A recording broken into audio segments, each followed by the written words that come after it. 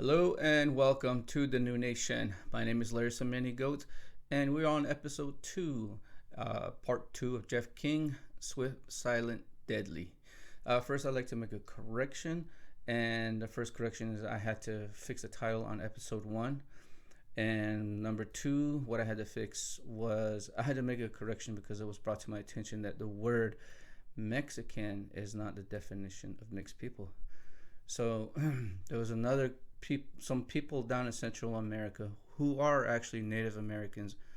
What they use is Nahuatl, and those are the people that speak Native American. And there's at least 1.7 million of those Nahuatl speakers. And they sound a little bit with a Navajo dialect. So that language they use is similar to Navajo dialect. There's currently 127.5 million people in Mexico. The population is 127 million in Mexico. So each year it grows. So the number I got was from a 2022 census. So each year, almost a million increases by almost a million each year. So they're probably at 129 million right now. So the 1.7 million are the Nahuatl speakers. And imagine those Native Americans come together with the Native Americans in the United States. There would be a lot of native speakers and probably a lot of red people returning, the red race coming back. And let's move forward. So, Jeff King. Scouts were originally used in the beginning of the year 1636 to 1638 in the New England area. And during that time, the New England area, if you don't know where New England area is, it's up in New Jersey, New York, Maine. I don't remember the rest of the states up in that area, but that was the New England area around 1600. And they used two Native Americans. One of them was Narragansett and a Mohican. Those were the two first Native American Indian scouts. And they were to help the United States, fight the Pequot tribe. The Pequot tribe were killed off, and they no longer exist. That's a pretty sad history, a pretty sad story. Native American Indian scouts were used during the Revolutionary War, War of 1812, American Civil War, World War One, World War Two, Indian Wars. They were used during special missions, and tactics are used now today in special warfare. One of the special missions was to use the Indian scouts to find Pancho Villa down in Mexico. He was jumping back and forth across the border, and they needed Indian scouts to capture him. So the special forces, the Delta Force, they use the cross arrows on their logo, and the logo, the arrows closest to you, points towards across your heart, and the other arrow in the clockwise direction, so it turns this way.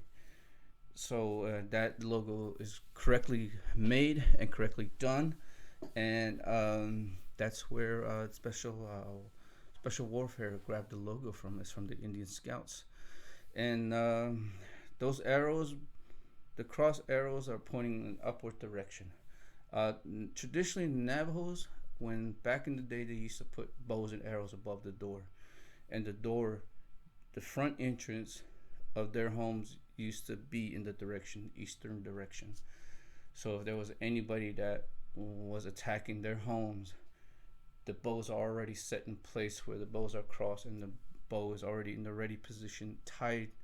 So all you do is go up there and grab both the bows and arrows at one time, and you already have the first bow that's in the closest in your ready position. So that was the Second Amendment for Navajos. So a lot of the Native American warrior spirit is now implemented and is being used across the military. That's why they have formation runs early in the morning, especially the Marines and the Army. So you run cadence in the morning. You can hear all these formations and everyone yelling and calling cadence. In Navajo, traditionally, when I was growing up, early in the morning before the sun comes up, you run in the direction to the east. You run until you see the sun peak through the horizon. Then during that time, you are running, yelling, and telling those old forces that you're coming for them, and the enemy will never catch you. You outrun the enemy. So there's a evasive and some of those things that are still used in the military tactics. So once you see that sun peek through the sky, you turn around and start heading home. So Jeff King did that, and you see it today in our military. And the special warfare, the special forces, they use those cross arrows. Another thing that comes about is swift, silent, deadly. The Indian scouts were fast. The people that they were chasing, they were fast. They were silent, and they were deadly during the nighttime. So you can never hear them coming. And then that's how they were chasing Geronimo using Indian scouts. They were chasing Pancho Villa during those times. And swift, silent, deadly, you hear that among the Marine Corps, especially in the 1st Recon Battalion and 1st Recon Company, 1st Force Recon. And the term comes from Vietnam era during that time. They used to call it LRRP, Long Range Reconnaissance Patrol. And they used to go into enemy territory and come right back with very few people. So they go in with maybe 5 or 6 people, and then they come back with 5 or 6 people just to do recon on the enemy. And also there was another group. They were called Kit Carson Scouts. They were used and trained to they used indigenous people there in Vietnam to go have these Kit Carson Scouts patrol other villages in their indigenous areas, in their indigenous land. So Kit Carson was one of the part of Navajo history. Kit Carson was an officer in the U.S. Cavalry. He was ordered by a General Carton to execute those orders to round up Navajo people. And the thing about Kit Carson was he was married to a Native American in Taos Pueblo, New Mexico. And he had leniency for the American Indian people because his wife was Native American, and he lived among that Native people in that village for quite a long time. So every time they gave him an order to round up or try to eliminate American Indians, he was reluctant to do it. And it was the Utes and Kit Carson's lower chain of command that was actually killing and abusing American Indians. So Utes were the enemies of Navajo people. And in Kit Carson's diary, it mentions a lot of what Utes were doing to abuse Navajos. And in also the military orders and records, it mentions what the Utes were doing. And a lot of Kit Carson's subordinates, lieutenants and majors, captains were doing the same thing. And Kit Carson was reluctant to do what they were doing, so he reprimanded a lot of the people under his command. So Kit Carson and Kit Carson Scouts in Vietnam. So the warrior spirit in the military, that's where it comes from the Indian Scouts. This is during Jeff King's time. Swift, silent, deadly. Cellular silence mortalis. And I already talked about the bows and arrows above the door and how they are similar to the Second Amendment. Geronimo was not enlisted when. Sorry, let me go back. Jeff King was not enlisted during Geronimo campaign or during the Apache campaigns, the Apache wars with the cavalry with the United States. He wasn't even born yet until 1968. So one crazy history is I mentioned Kit Carson earlier. He died 1868, May 23rd, 1868. That's when Kit Carson died, the day he died. 8 days later, the Navajo Treaty was signed, and that was on June 1st, 1868. That's not coincidence. So when Kit Carson got done rounding up Navajos and force marching them all the way to Huelte, to Bosco Redondo in New Mexico, not far from there is the burial of Billy the Kid. And that's how you will find that prison camp of the Long Walk Navajos. So it was in 3 sections that they were force marched. They would round everyone up. This is the part that a lot of people don't get. Is when they did the Long Walk. Before the Long Walk, they had to gather Navajos from all over the reservation. Some of them, these Navajos, didn't surrender, but they wanted peace. So they went to the forts where all these soldiers were at, and they camped outside these forts because they wanted peace and they didn't want war and they didn't want prison or anything like that. They took those group of people and force marched the first group. And then there was a second group and then a third group. Navajos didn't want war, but the spies informed Manuelito that there was going to be a war coming and they're going to annihilate the Navajo people. And this idea, rumor, came from another tribe and forced Manuelito to flee. But Fort Defiance was the main area, and Fort Wingate was another area. So they rounded everyone around Fort Defiance area, but they had to round up people from across the Navajo land. So they actually didn't march 300 miles. They were marched over 300 miles. Some of them probably more than 400 miles to get them to get them to the first 100 miles to Fort Defiance, and then force march them to Bosco Redondo to New Mexico. So this is another story. So Kit Carson died on May 23rd, 1868. And then the Navajo Treaty was signed on June 1st, 1868, 8 days later. Like I said, not coincidence. So Jeff King was a singer. During World War II, Nazis lost the war, and Japan wanted to fight, and they bombed Hawaii. So the second part of World War II began with Japan. This is when they started recruiting Navajos off the Navajo Nation, and Jeff King. There was nobody else there to do ceremonies or rituals for these code talkers that are about to leave. So Jeff King came into play, where he was the only one that knew the ritual of Nayeje. That's the ritual, Nayeje, the enemy way ceremony.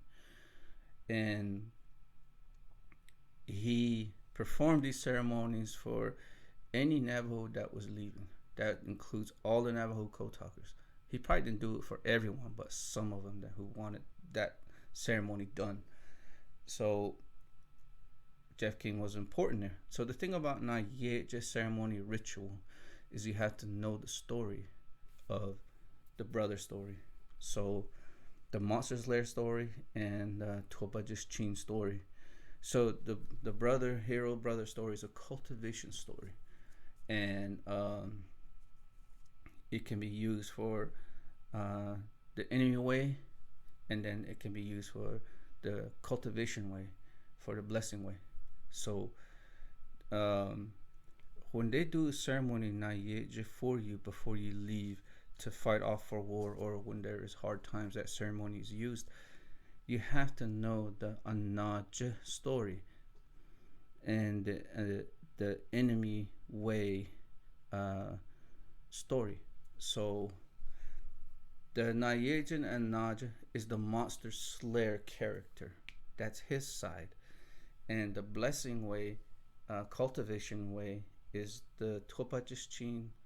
Topajishin is like the monk, and it's like the Buddhism. So it is an orthodox way. Blessing way, cultivation way is an orthodox way. Hajonja, and it saves people. So when these code talkers come back, they have to they have to step away from Anaja and go back to Hajonja, the cultivation way. So they were pardoned because they were part of wearing the Monster Slayer's armor during wartime. They had to come back and get a ceremony done, and Hajonja puts them back on that path, the cultivation path. So that's how the ceremonies were used. And Jeff King used that ceremony. So each Navajo that saved all those Marines out there on the island and did whatever they could to save people and save the United States, Jeff King was part of that. Under his realm, he saved a lot of people. That's why I talk about Jeff King, because the Orthodox way of Navajo, blessing way, cultivation way, he saved a lot of people. So Nayeje is a monster slayer, and blessing way, cultivation way is the monk way. Buddhism calls it monk because Tuopachichin. Let me go back a little bit. Navajos use Tuo as water. Navajos use Tuo as wisdom. So the Creator created the entire universe with water. So everything is made of water. Steel, plastic, the sun.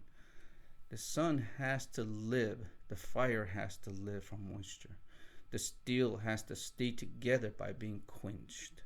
Plastic is the same way, and all other materials in this world. Lead. That's why Navajo say Tuo. So in a lot of the ceremonies, they always say, "Bring the water in." And when they do that, they bless the water. So everyone, whoever blesses the water carries that wisdom throughout the people that are there for the ceremony. Tuo means wisdom. So Tuo Bajushchin is the monk, and Nayeje is the monster slayer. So just to show you the difference between the two. So when these code talkers come back, they have to get that cultivation ceremony done so they can get back on the path to cultivate. So there's not many cultivators on Navajo Nation. So there's probably a handful, maybe 8 or 9 people still on the reservation cultivating.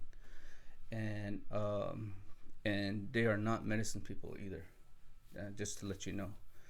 And that's what it means. Like myself, my clan is Tuopaj na Aja, two who came to water, is generically interpreted. So Tuopaj na Aja, it means wisdom who came, from, it may say the two who came from a master, or the two who came from a enlightened being, or someone with wisdom. So my clan comes from the northern area where Bear's Ears is. Bear's Ears is protected by the local Native Americans, the tribes around that area.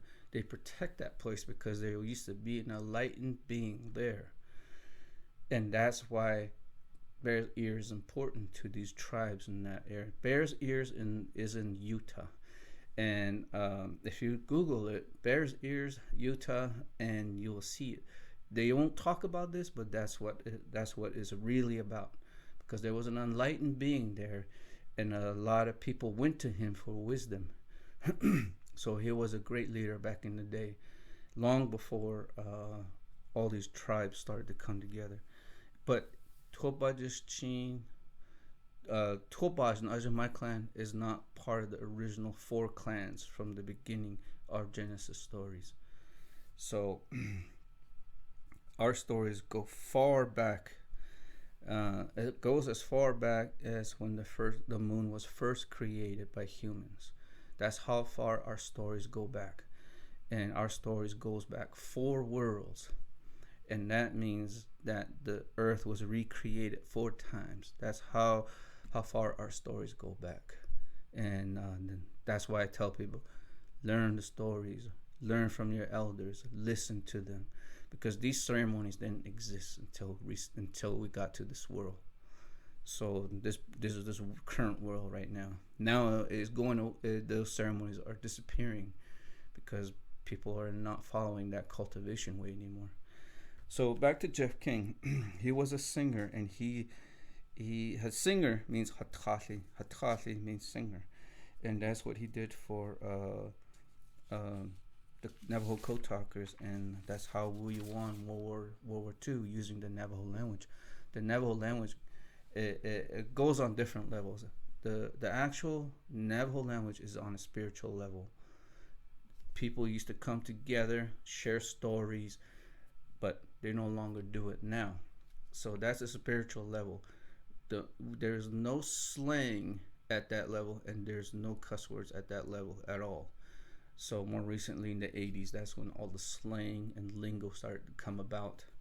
That's when the world started to change. In the 80s is when a lot of things happened on Navajo Nation. A lot of corruption started to appear, and there was no killings on Navajo Nation. You would hear it once every 5 years. Now it's constant. You hear it on the newspapers all the time.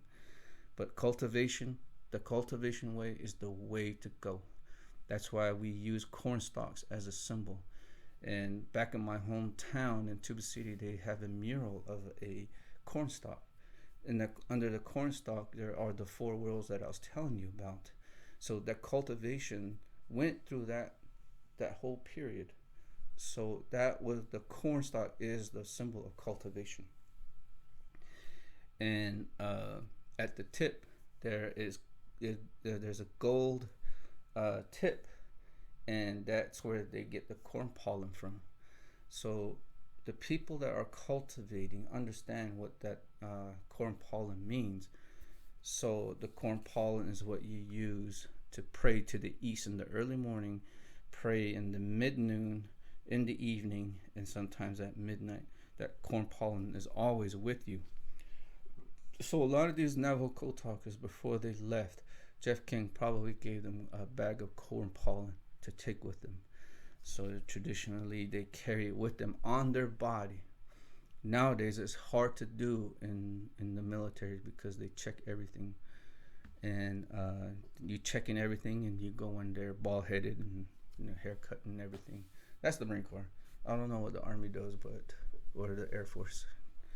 So, and then we got a new branch too, Space Force. So, anyways, the mural in my hometown is a very good example of what cultivation means. So the cornstalk is cultivation because you have to take care of your cornfield. The more you take care of it, the better it is. So the tastier the corn is, the better the corn pollen. That's cultivation. So you do the same thing with yourself. How you present yourself, how you think, how your character is really matters, and that's what our elders used to look at. So you were the using those stories, you cultivate yourself because the hero, the brother's story is what is a cultivation story. So when they tell these children the cultivation story, these children would think about it. How would Nayet Nezgana, the monster slayer, do it? How would Tobajishin do it?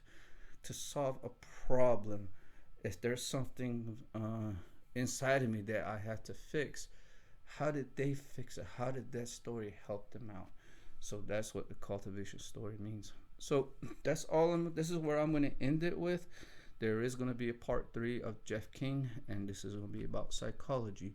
It involves Carl Jung, uh, Adolf Bastian, uh, Joseph Campbell, and a lot of what they took from Jeff King to psychology, psychiatry, and into the movies. And please, yeah, and that's it. That's all I have. Please subscribe with us. If you have questions or any comments, just do so down at the bottom, and I'll reply. And if you have anything that I missed, or anything you'd like to add, or other things, subscribe to my page, The New Nation. Thank you, and we'll see you again next time.